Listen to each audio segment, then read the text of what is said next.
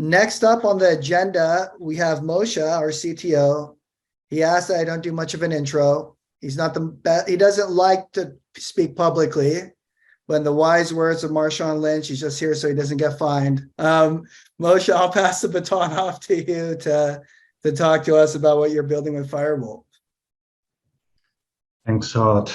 So what I want to talk about today, I suppose it's not necessarily the thing that showed up in abstract, but hopefully is related. I want to talk about three things. So I'll start with what Firebolt is all about, like why, what we are doing and why we are doing it. And then hopefully I will show you some real evidence that some of it is really working. And then maybe we will do small demo, kind of explain what are the things that are happening behind the scenes. Okay, so let's start with what Firebolt is. And we define it as cloud data warehouse for data applications. There are two pieces of it. One is cloud data warehouse and another one data application. So let me start with the first one. So cloud data warehouse market is obviously very mature, right? And it's been for the last 10 years at least. And there are many really strong players there. There is BigQuery, which is obviously is the best one, but there are many others which are not far behind. Snowflake and Redshift and Databricks is now, and Azure Synapse and so on. And they got really good at very wide range of users, and we have many of those today, whether it's BI or reporting or ad hoc analytics, ELT, data science, ML. I don't know, used to be just structured data. Now it's more like data warehouse / data lake or lakehouse, and working with unstructured data and so on. Again, those tools are really, really good at all of this. So, why did we feel compelled to come up with another one, right? We probably will never catch up with those big guys. So the thing is, there is still, well, at least one big area where it's either impossible or impractical to use them. And this is what we call data-intensive applications. And by that, what we mean is applications which are usually external user-facing. So our customers have their customers. And you can open your application over the internet if you want to, or be a little bit more restrictive, but those kind of applications that run on top of data and they feature very high QPS, maybe thousands of queries per second, and very low latency because nobody has patience to wait for anything. And when I say very low, I mean, tens of milliseconds. So today, if I'm as a developer, want to build this kind of application, most likely I'm not going to build it on top of data warehouse, cloud data warehouse, either because it will be impossible, or if it is possible, it's going to cost a lot. And there will be all kinds of limitations. So today, I think what developers do, they basically look at the patterns for the data access and say, I don't know, if it is key value, then let's use Redis because that's the best thing out there. If it is full text search, let's use Elastic. If it is aggregations, I don't know, use Druid or Pinot, ClickHouse or something like that. And if it's JSON, I actually don't know what is fashionable these days for JSON and analytic Mongo maybe. Anyway, and all of those applications are really good at their domains, and some of them are best of breed, and many applications were built like that. But there are, and this is what Firebolt wants to do as well, but to say we're going to do this while we give you interface of real database, real database, data warehouse. And what it means is our APIs are SQL APIs. Our object model is database or SQL object model. Our security model is, again, the security model of databases. Basically, we give interfaces which people are used to working with. Obviously, this by itself is not enough because, how hard is it to go and learn, I don't know, Redis object model or Redis API? No, not very hard. But then we basically say something more interesting, or I hope it's more interesting. We say, okay, well, you can come to Firebolt and build those types of applications, which you either cannot build somewhere else, so it's going to cost you a lot more money. But since it's all SQL, you can actually do all kinds of other things that data warehouses do. For example, I'm glad, Christian, that you mentioned data modeling, because in order to build really performant anything, you need to think about what the right data structure and what right data model is. And that's the letter T in ELT. You need to transform your data to fit your application. And today, if I want to do it, I have to use, Redis is not going to help me with that. So I have to use something else, maybe Spark or real data warehouse, and then move data to my application. In fact, it's not uncommon, people, I don't know, will keep their data in data warehouse and then prepare the smaller data mart that they will move to some other technology to share for the high QPS. And what we're saying is that, yes, Firebolt can do, the real sharing really good, but it can also do all other stuff. It can do LC, it can do transformations.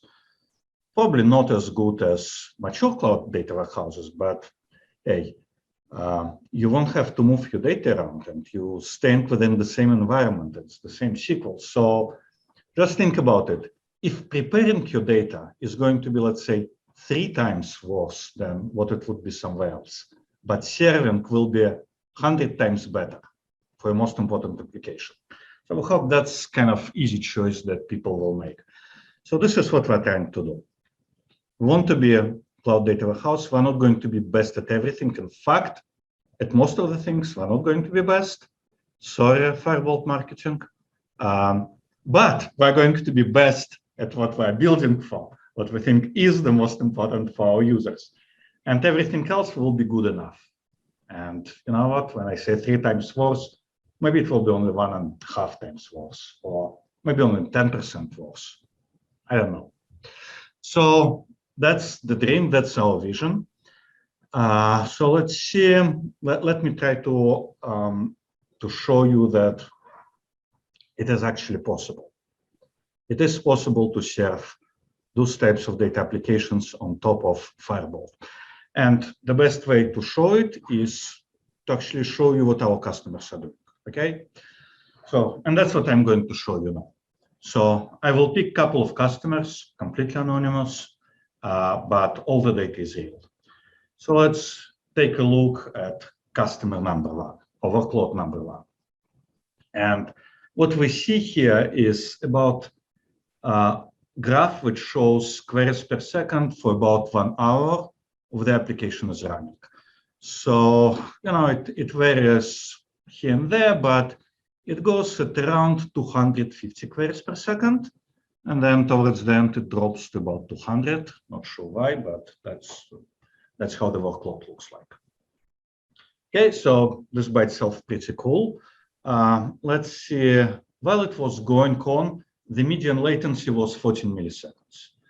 That's almost unreal. So let's see what kind of queries they're sending, because like 14 milliseconds and 250 QPS, it has to be something very, very simple. And indeed, the queries are more or less of this form, which look like, give me value or values, and there are some conditions. So it is pretty much key value access.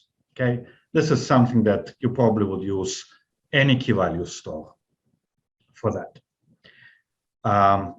Okay, so we can do this type of workload. It's good to show it. Maybe not the most exciting one. So let's take a look at another workload. So here's another workload. So this one looks very different. It's also QPS. It is lower. So we're talking about, so this particular application is usually going at around 4 to 5 queries per second, but every now and then there are bursts going up to 50, somewhere between 30 and 50. And while it's doing it, the median latency is 190 milliseconds. So it is higher, but it's still pretty good. If it is user-facing, Excel long time ago used to do this kind of research when they said people think something is interactive if it is blink of an eye, and eye blinks around 3 times a second. So it's what, like anything below 300 milliseconds is good enough. So we're good. Now let's see what kind of workload we're seeing here. And actually, for this workload, they're sending many different types of queries. I'll show a couple. So there's this query, I don't know, looks complex. There's this query, also look complex. Actually, let me zoom in into this last query and talk a little bit more about it. Okay, so this is the query. And let's see what are all the things that are going on here. So there is common table expression. There is a CT defined at the beginning.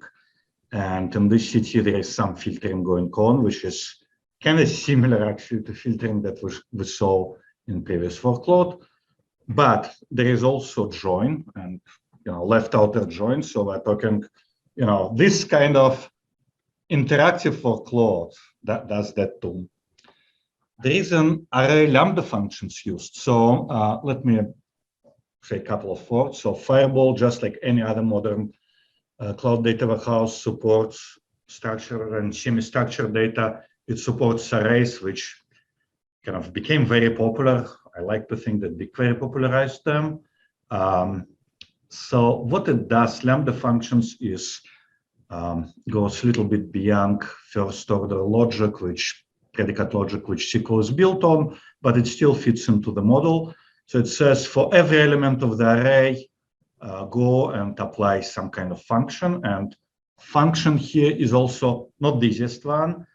It does regular expression, but not just regular expression, but also over arrays. Again, I don't want to go into details.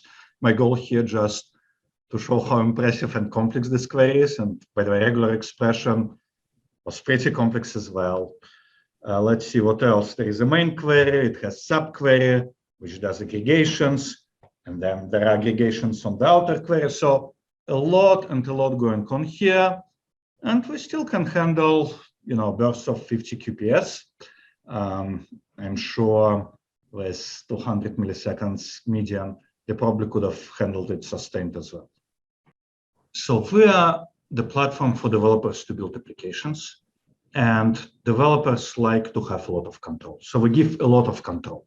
We give a lot of different nodes.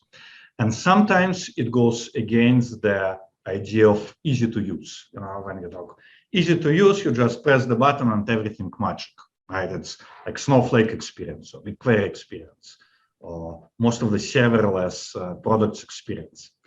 So that's fine. But if you want to tune every single percent out of your system, you should be able to do it. And that's what Firebolt gives you. So yes, it will work if you didn't tune it, but it's probably not going to work best. There are many different knobs, but today I will focus just on 3, on 1. And this is indexes. And again, we didn't invent anything new here. Indexes obviously are known to the database community for the last 50 years, but we put some twists on them. We're using, not all of them are very classic. So we have 3 types of indexes, which help with 4 different types of most common query patterns, which are filtering, aggregations, joins, and semi-joins. And now I will explain a little bit how it works. And in order to do that, I'm going to switch to demo mode. Please work. So, okay.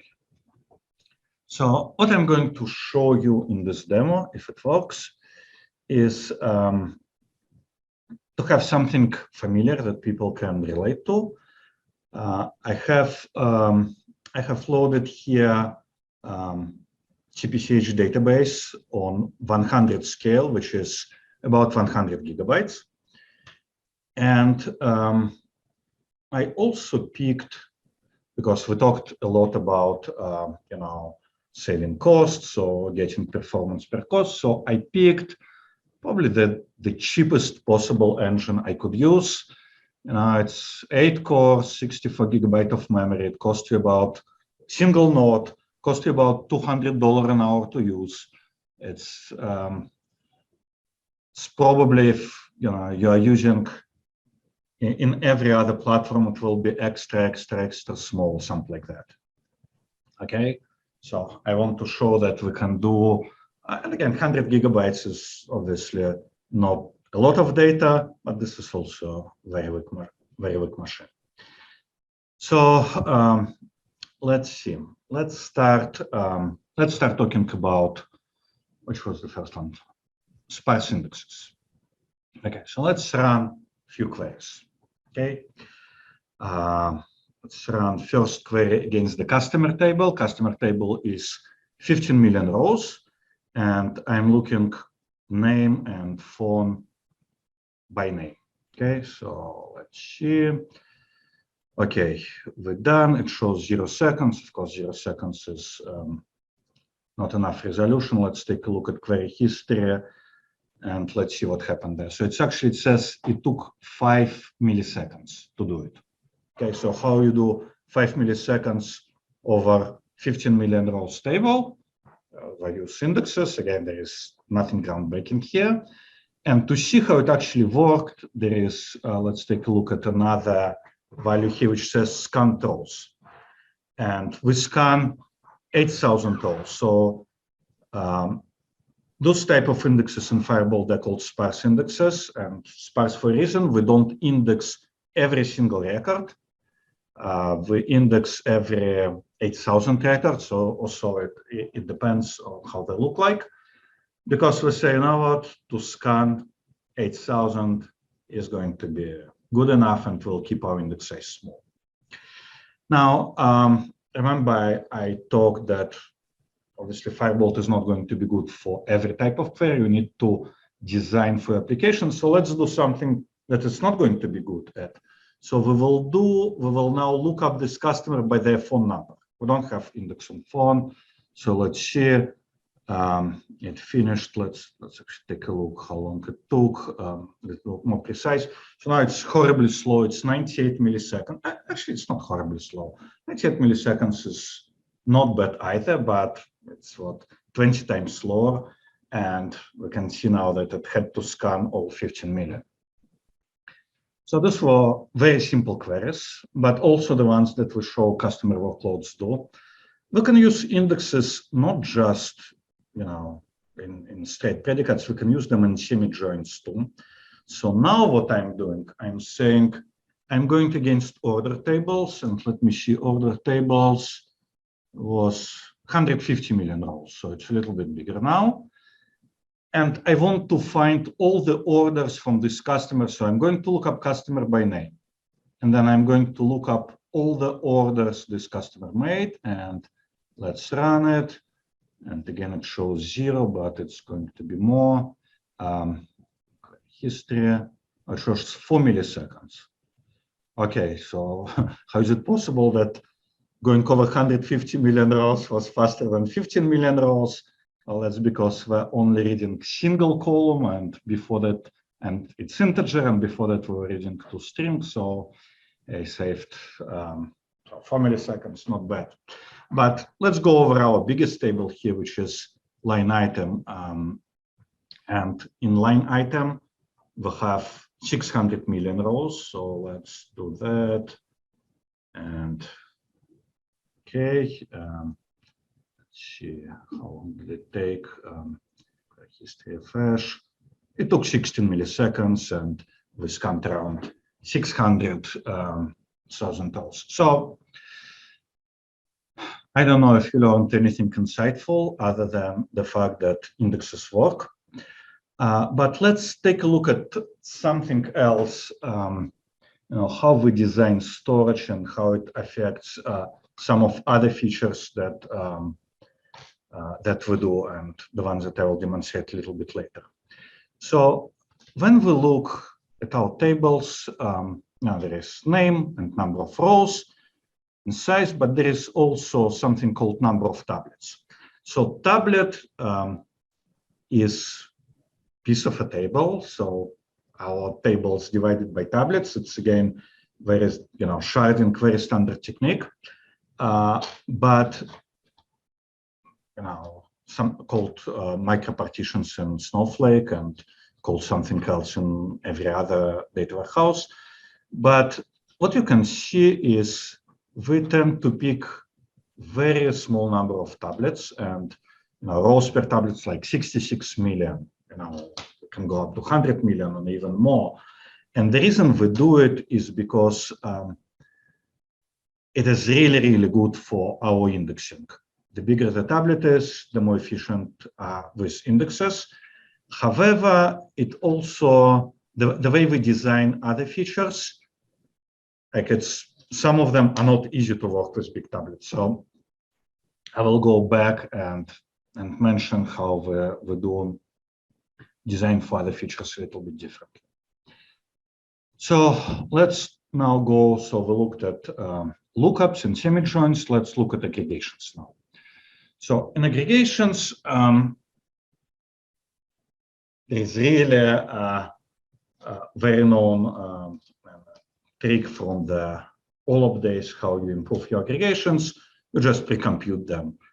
And I know the guys told me that I should present image of being humble and shy and everything, but once in a while I can brag. According to Wikipedia, I'm OLAP expert, Vault OLAP expert, so I can talk authoritatively about it. So the biggest trick that OLAP ever pulled was pre-computing aggregations.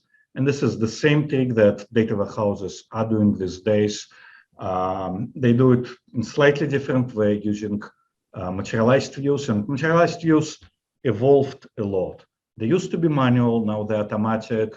Query planners are smart enough to do rewrites, and those views are automatically updated when there is a new data. And we call them aggregating indexes because we do them a little bit differently. So first of all, let me show how they work. So let's run this query, which by the way happens to be query one from TPCH, and it got in about 10 milliseconds.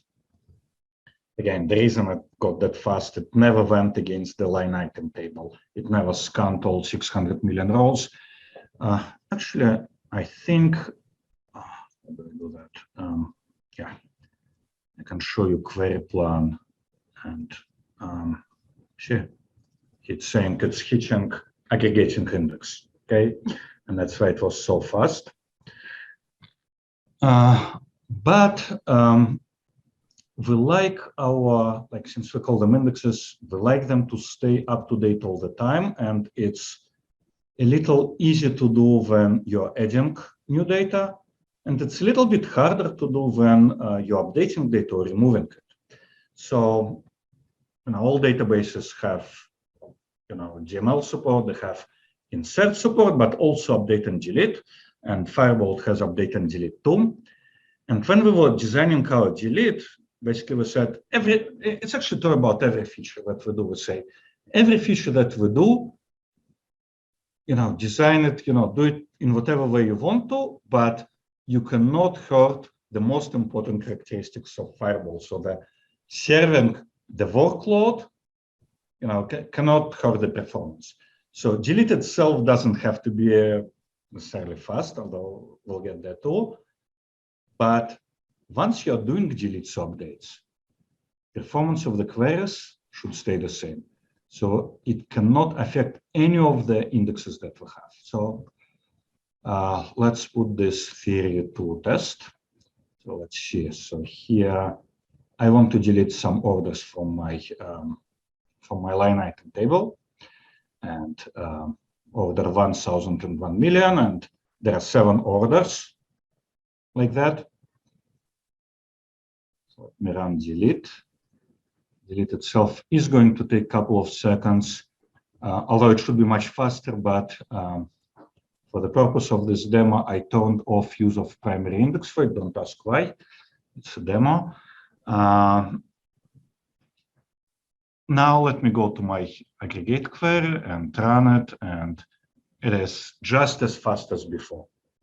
So then kind of usually many databases struggle with it. They invalidate materialized views, and on deletes we don't. Also, the usual, there are many implementation of deletes. One of the very popular one is to do rewrite of micropartitions or tablets, which would be impractical for us because we like to have our tablets really big. So instead, we choose another implementation, which is also, I suppose, popular, just harder to get right to work with everything else, where we don't rewrite the data, or at least don't rewrite it right away, but we record in very compact form mask of the rows that were deleted, and we apply it at the read time. And then we have compaction service, or there is a manual way to compact if there are too many deletes accumulated, which can compact things. And the trade-off here is applying the mask is not going to free up storage, but it's going to give you good read performance. Of course, it also has to work with snapshot isolation and have transaction consistency of MVCC and so on and so forth. So we do all of that accurately. So that was how aggregating indexes work and how other features interact with them. I think I'm running out of time, so let me show you one more thing. And we said we had primary index or sparse index and aggregating index, join index. So joins are hard, okay? And joins are hard for everybody, and they're hard for us. And there are millions of different papers written on different types of joins and how to improve here and there. So we're looking at, it. We did see the actual customer workload, which did use joins in it, and something people often tell, don't do it, denormalize your data. Of course, you can denormalize data, but then updates and deletes become difficult, and some other things, enforcing constraints becomes difficult. So we used to provide this feature that you could declare your join indexes ahead of time and say, I know I'm going to have those joins in my workload, and please optimize for them, please index them ahead of time. And it worked really well. But what I'm going to show you here is even better, because now we're saying, well, you can still do it, but you don't have to, because the workloads are constant and we are learning from them. So we can learn the join indexes. Now, whether or not you want to use this or still be control freak and define everything is obviously up to you. But let me show you how it works. So here I'm showing the join between orders and customer table. Remember, this is 150 million rows. This is 15 million rows. And what I'm looking here for is I'm looking for whales or big customers that spent a lot and spent like more than 500,000, I assume, dollars. And I want to find them out. So let me write that, run that, 250 milliseconds. I don't know if you consider this good or bad on this tiny machine. Let's do actually another one. So here's another variation of this query. So now we also want to look at not just at the orders, but also run a little aggregation on top of it. And so now we also want to see not just one-time order, but the ones which do it repeatedly. So we also include count and order by the total spent, and this is 300 milliseconds. So I think it's not bad, and I didn't create any join index ahead of time. Obviously, I ran this demo and ran some other queries before I showed you, so the system had the opportunity to learn. Actually deploy this to the real customer workloads and started to track metrics, how much we automatically saved for them. I'm not sharing those metrics now because they're not as good as they're going to be very soon. But I thought it was pretty cool. So anyway, this concludes my presentation. So we talked about what is Firebolt and what we're building it for. Talked about, showed you that it actually works in the real world, and showed a little bit technology behind the scenes. Thank you. Awesome. Thanks, Moshe, so much for the presentation. Do we have any questions for Moshe?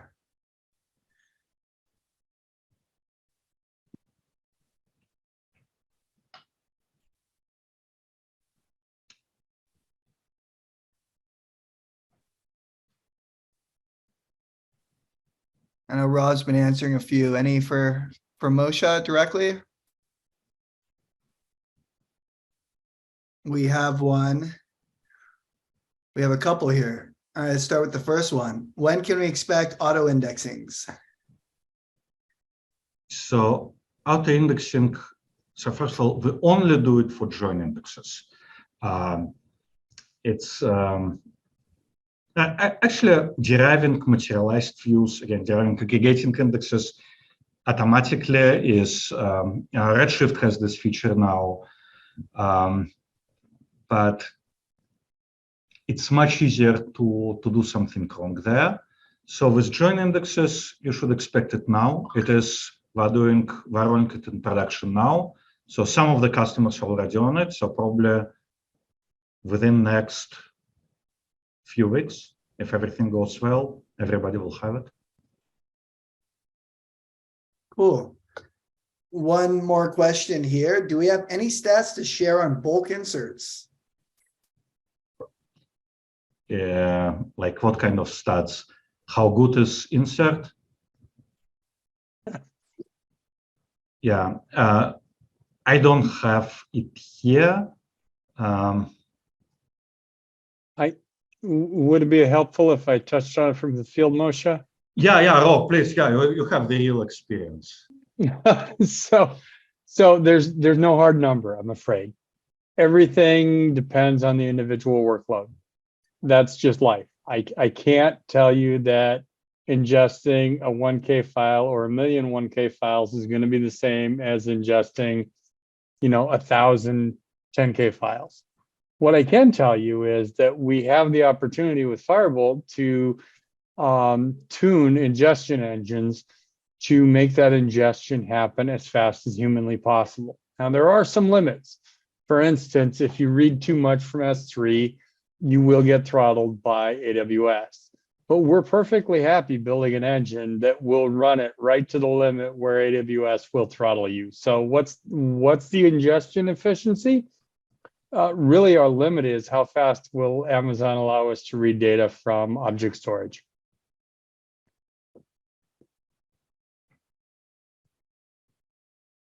Okay, so people asking how efficient distinct in a query.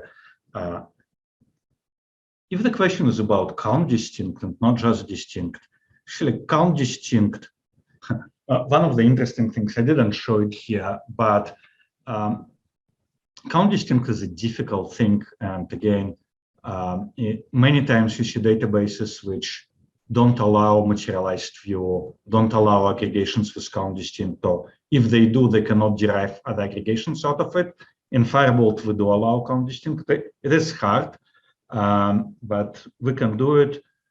The lower the cardinality, the better it works. And by the way, I'm talking about exact count distinct, obviously. With approximate count distinct, it's solved problem with HLL or HLL++. Actually, we're using the Google's algorithm. But with exact one is difficult. If the cardinality is high, It's not going to be very, very good, but we would argue, if cardinality is very high, maybe approximate is good enough. But on reasonable one, like tens or hundreds thousands or millions, outcome distinct is good. There is another question: do we use Parquet underneath? Like we work with Parquet, we use proprietary format. Parquet is great, but yeah, it would be. I'm just thinking, for example, to implement mutations on top of Parquet would be very difficult without forking and and not following something like Delta format, which has its own issues. Awesome, Moshe. Well, thank you so much again for taking the time to talk to everyone about Firebolt.